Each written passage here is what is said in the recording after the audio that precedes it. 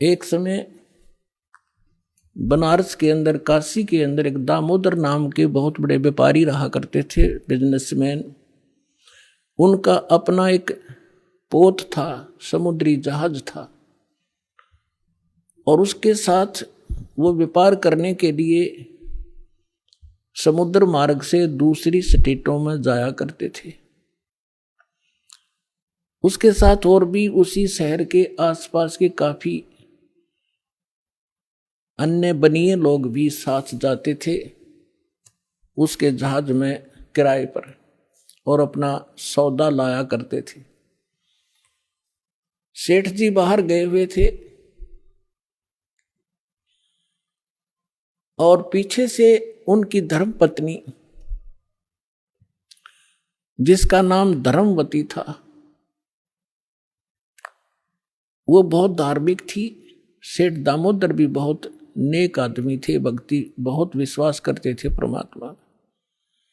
और हमारे हिंदू समाज के अंदर राम और कृष्ण, गणेश और इन भगवानों से ऊपर कोई हमारा इष्ट नहीं था, और ये सभी क्रियाएं हम किया करते थे जो वो कर रहे थे, जो हम करते हैं वैसे ही वो किया करते थे।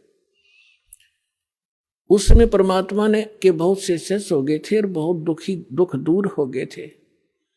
एक दिन ऐसे ही उस सेठ की पत्नी धर्मवती के पास एक बहन गई उसके पास कि बहन, हमारे घर पर सत्संग है, आप आ जाओ। तो उसने सोचा चल मेरी वो बहन ज्यादा उसके निकट थी और पहले कई बार चर्चा कर रखी थी उसने परमात्मा की। तो कर्मवती ये कहा करती, कभी आसपास तेरे आपके गुरुजी आवे तो उसमें बताना, मैं दीक्षा अगर ज्ञान समझ में आ गया तो मैं दीक्षा लूंगी, वैसे नहीं लूंगी।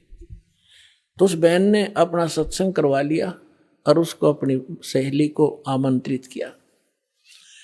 अपने आत्माओं परमात्मा का ज्ञान, ओए होए, और ज्ञान सब ज्ञानड़ी, कबीर ज्ञान सो ज्ञान, जैसे गोला तोब को करता चले मैदान।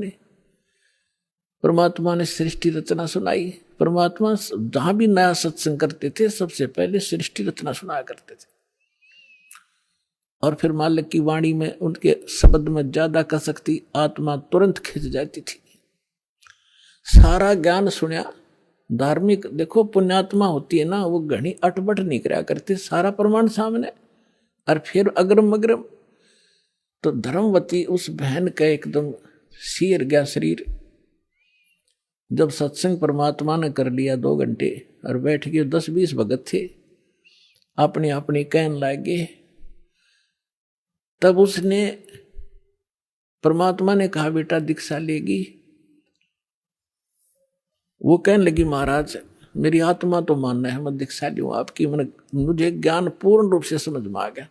कुछ तो उस बहन ने कई बार सुना रखा था, और फिर परमात्मा ने फिर उसको सही सुचारू कर दिया। पर भगवान है मेरा एक समस्या है मेरे सामने। तो परमेश्वर कबीर जी ने कहा बोल बेटा क्या शंका है वो बता मुझे। कि यूं क्या करें, यूं सुना है मैंने कि जोड़े में नाम लेना चाहिए। मेरा पति गया हुआ प्रदेश में धन कमाने के लिए, और वो आ लेगा तब नाम लूंगी, लेकिन मैं अब मुझे ऐसा लग रहा है कि मैं इस घर से बाहर कदम रखूंगी आपकी झोंपड़ी इस स्थान तक, कि मेरी मृत्यु ना हो जाए। आज मुझे आपके सत्संग से एक एक पल भारी हो गया कि ये जीवन नाश हो रहा है मेरा, तो मैं नाम कैसे दूं। परमात्मा बोले बेटा ये भ्रम जो इन मूर्खों का पैदा किया हुआ है, तुम एक दिन जन्मे नहीं, एक दिन मृत्यु नहीं होगी। आपके पति आपसे बड़े हैं, वो पहले जन्म हुआ, आपका बाद में हुआ।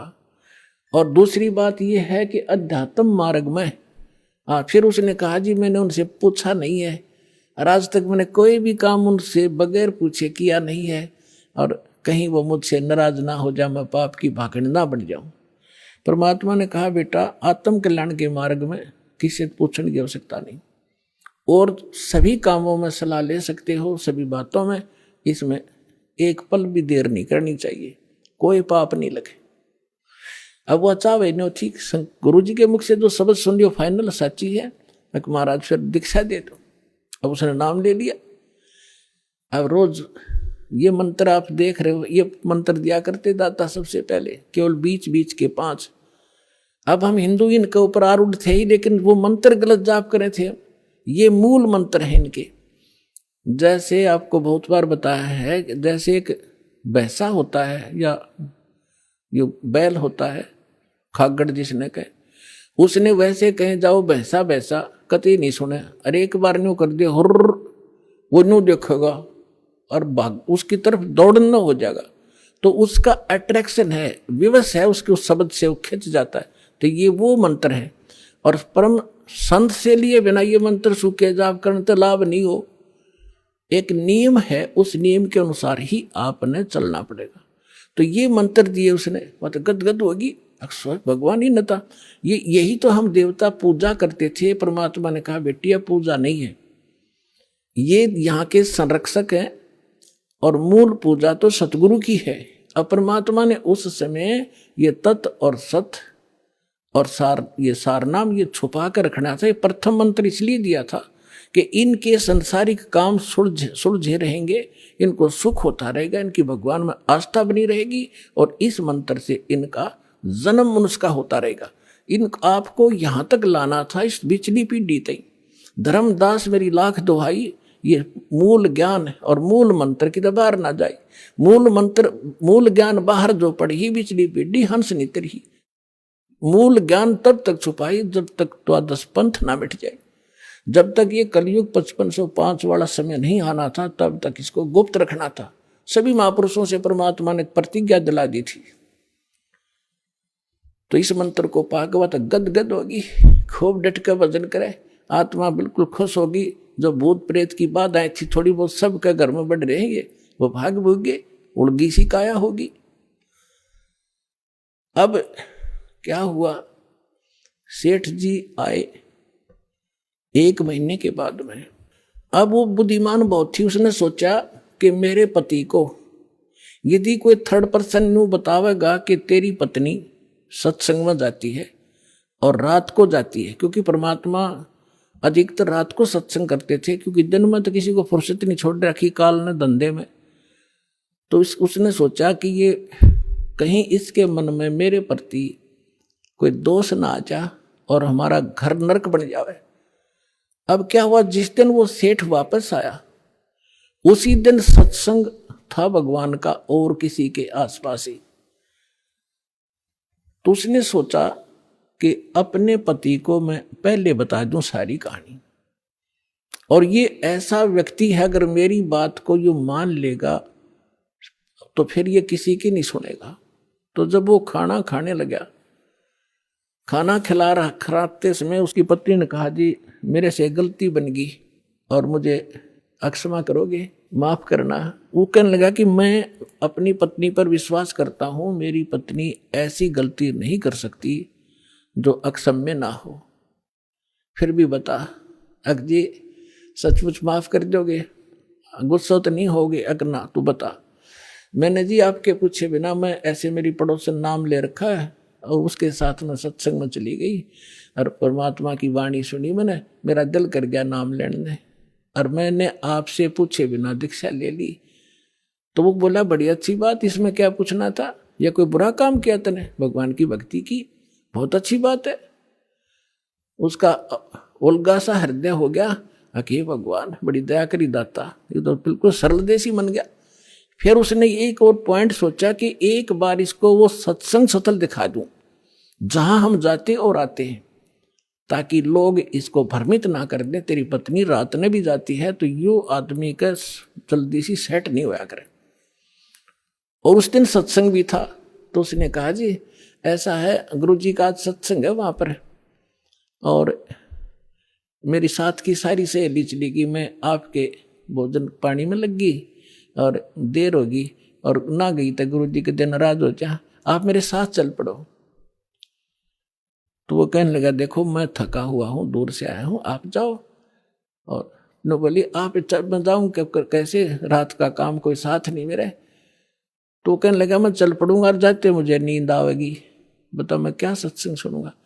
उसने पता था कि एक बार यूँ चल पड़ा और सत्संग सुन लिया तो आली नींद इसने। तो वो कहने लगी आप यूं करियो, पीछे से बैठ जियो, नींद आ जाता सो जाइयो, गुरुजी कुछ ना कहा करे। तो उसने सोचा चल फिर तो कोई बात नहीं। वो दोनों पति पत्नी आ गए। अब बैठ गई पाछे ने, वो बैठ गया पीछे ने, भगतनी बैठ गई भगतमतियों में। परमात्मा ने वह सृष्टि रचना फिर सुनाई। वो तो जाने थे चोट ने सामने मारना। अब लाला जी ने किसी नींद आवे थी, उसका कलेजा फट गया, थर थर कांपे गात सारा। और नौके सोके सुने ज्ञान कड़ी कसूती तरह। अब सारा ज्ञान सुना के सुन लिया। जब अपनी उसकी पत्नी आई, जी नींद तो नहीं आई? कि नींद करे मेरे तो बेचैनी होगी, काहे की नींद आवे थी? एक न्यू पूछ ले गुरुजी ते मुझे नाम दे देंगे। तो उसने जाके कहा महाराज जी भगत जी आए हैं और यूं कहे दीक्षा मिल जाएगी। कहा बेटा बोला। तब उसने बोली कहा जा नाम देंगे आपको। सेठ जी जाकर बैठ गया पास में, कहने लगा भाई सुन ले लाला जी। परमात्मा बोले देखो सेठ जी, आप हो इन देवताओं के गणे पुजारी, और परमात्मा का नाम लेने के बाद आन उपासना नहीं करनी होगी। वो कहते 100 वर्ष सतगुरु की पूजा, एक दिन आन उपासी और वो अपराधी आत्मा फिर पड़े काल की फांसी। 100 वर्ष गुरु की अनुसार साधना कर ली, सतगुरु के अनुसार, एक दिन भी आन उपासना कर ली ना किसी देवी देवता की, पिछली सारा भट्ठा बैठ जाएगा तेरा। तो वो लाला जी बोला सेठ दामोदर, कहने लगे महाराज जी मैं बाणिया हूँ और सौदा करना खूब जानता हूँ। मैंने सारा कुछ सुन लिया और सब कुछ देख लिया। आज मैंने सारे कथा सुन रखी खूब बड़ी बड़ी, जो ज्ञान आपने दिया इस पृथ्वी पर नहीं। और मैं जो वचन कराया करूँ दाता, और पक्का करता हूँ आप मेरे गुरु, मैं आपका चेला। फिर कहा कि भाई देख मैं दानक और तू लाला जी, कल न तेरी बरादरी वाले भी तुझे धिक्कारेंगे। ने बोला जी मुझे नाम दो और आप साथ रहियो दास के, जो होगा सो देखी जाएगी, मुझे दीक्षा दो। और परमात्मा ने कहा कि और उपासना नहीं करोगे फिर किसी देवी देवता की, नहीं तो नुकसान हो जाएगा। लेकर नाम, और परमात्मा का हाथ से चित्र बनाया करते थे, वहां जब का हाथ से बनाया करते थे, सब जगह मिला करते थे। वो फोटो ले गया, जो विधि बताई थी विधान वो शुरू कर दिया आपने। फिर कुछ दिन के बाद वो कई दिन सत्संग सुने, फिर व्यापार में जाना था तो सभी वो दूसरे व्यापारी भी साथ थे। अब उसने क्या किया, उस जहाज के अंदर उसने अपना एक कक्ष बना रखा था जिसमें सारे देवी देवताओं के फोटो थे, और वहीं अपना घंटी बजाया करता, बैठ कर आरती करा करता, जय गणेश देवा माता थारी पार्वती, ये सारी कथा सारी आरती करा करता।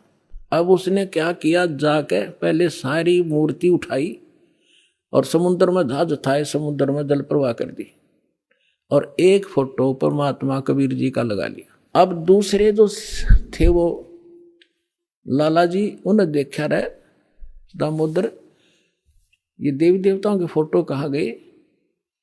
तो उसने बताया भाई मैंने दीक्षा ले ली गुरु जी से, और गुरु जी का जो सतगुरु की पूजा करते हैं ना, वो देवी देवताओं की पूजा नहीं करनी होती, इसलिए मैंने वो आदर के साथ जल प्रवाह कर दिया।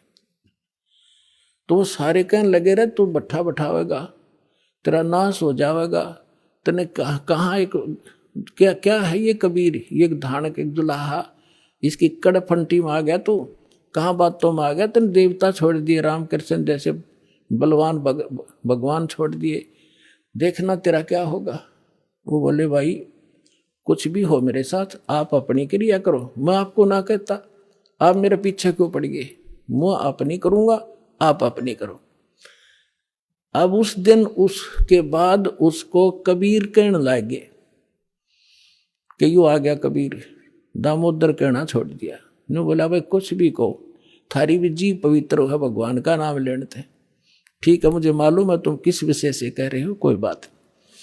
अब वो चले गए और सब अपना माल लाद के बच्चों समेत जा रहे थे कुछ तो, क्योंकि 3-4 महीने वापस आया करते थे। जब वापस आ रहे थे पूरा माल लाद के, और बीच में जब आ लिए समुद्र के, एक भयंकर साइक्लोन उठा, तूफान, समुद्री तूफान 30-40 फुट ऊंचा होकर, और इतनी 200 किलोमीटर प्रति घंटा की स्पीड से चला करता, जहाज दिखाता निशान भी ना पाओ उस वक्त पड़ा है। और देख लिया उन नबी, क्योंकि छोटे मोटे तूफान कई बार ऐसे होते थे, उनको पता था ऐसी सती थी बहुत भयंकर होती है। दिन का समय था, उन्होंने देखा तूफान उठ गया भाई, शाम का समय था, बिल्कुल सूर्यास्त होने वाला था। अब इतना भयंकर तूफान उठा, उन्होंने देखा कि वो तब हो गया, काम बिगड़ गया। और तो थोड़ी बहुत तूफान दूर था, समुद्र में हलचल पहले शुरू होगी और जहाज डगमग करने लगा जो बुरी तरह। अब सारे अपने अपने देवता ने याद करें, कोई राम ने, कोई कृष्ण ने, जो भी जिसका इष्ट था, और दामोदर शांत बैठे। अब सब घबरा रहे थे, घिघी बंदगी, बच्चे मरे, सारी संपत्ति का नाश हुआ था।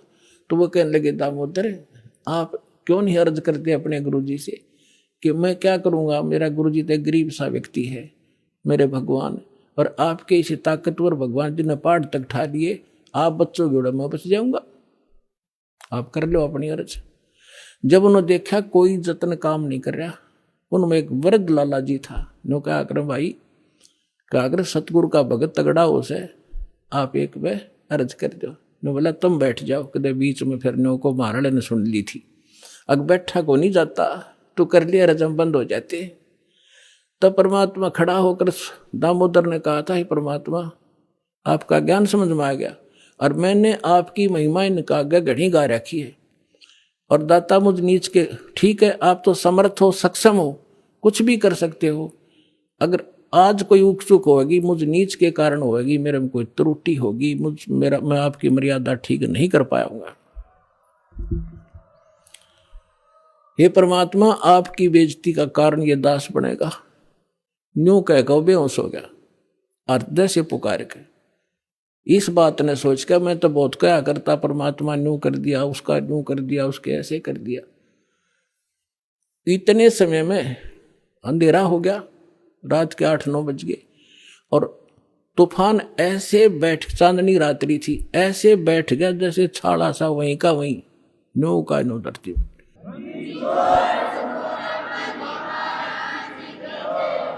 और समुद्र के जल में जरा सी भी हलचल नहीं।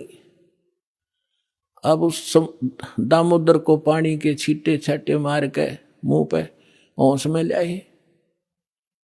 तब उन्होंने कहा कि भाई दामोदर हमसे बड़ी घनी गलती हुई, हमने आपके गुरुदेव की बेइज्जती करी, हम कति नीच प्राणी हैं। और उन्होंने संकल्प कराया था कि यदि आज जान बच गई, हमारे भगवान तो फेल हो लिए, जब आज इस तूफान रुक गया, हमारी जान बच गई दामोदर, हम तेरे साथ चलाएंगे, नाम लेंगे उस परमात्मा का। तब दामोदर को कंधे पे बैठा लिया उन लालाओं ने, हर ने बोले बोलो दामोदर की जय, ने बोला नहीं, जय बोलो जिसने यू काम कराया है, बोलो कबीर परमेश्वर जी की जय हो।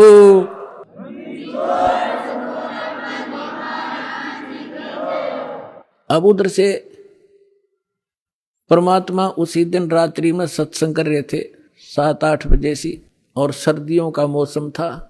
अब कुछ भक्त सामने आसपास बैठे थे, एकदम परमात्मा ने क्या किया, ऐसे मुंह पर करनो हाथ फेर कर ऐसे झटका दिया, आसपास के बैठे भक्तां के छींटे लागे।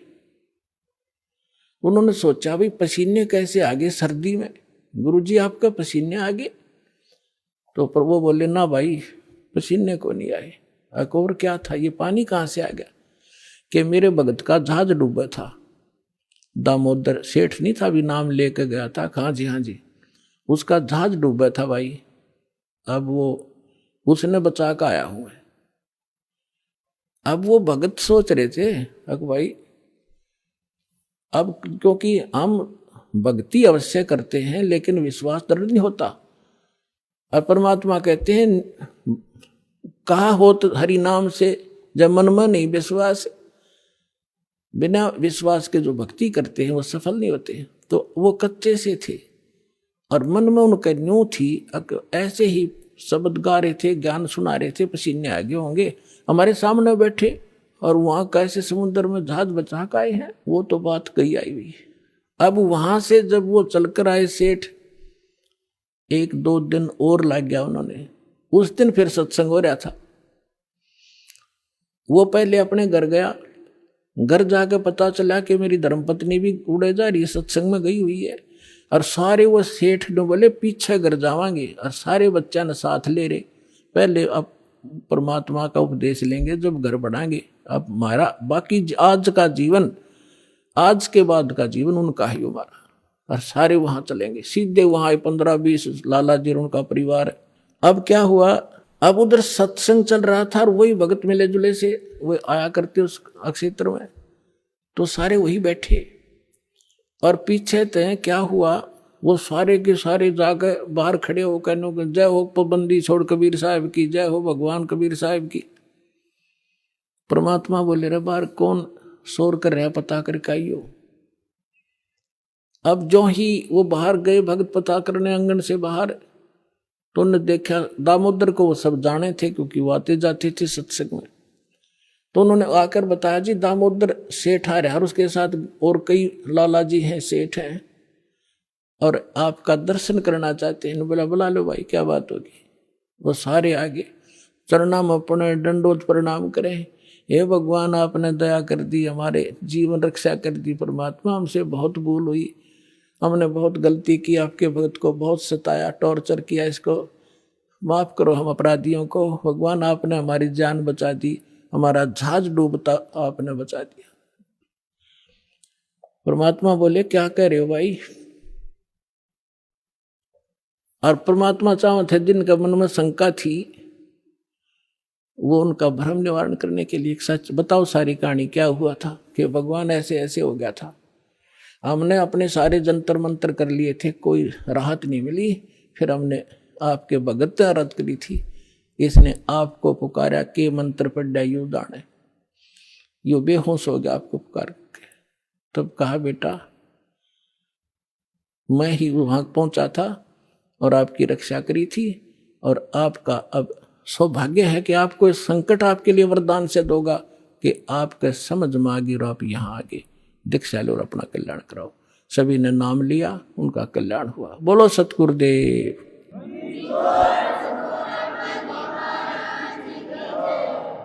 दामोदर सेठ के हुए थे अकाज, अर्ज करी डूबता देखे जहाज। दामोदर सेठ के हुए थे अकाज, अर्ज करी डूबता देखे जहाज। लाज मेरी रखियो गरीब नवाज, समुद्र से पार लंघाने वाले। लाज मेरी रखियो गरीब नवाज, समुद्र से पार लंघाने वाले। धन धन सतगुरु सत कबीर भक्त की, पेड़ मिटाने वाले सत साहिब।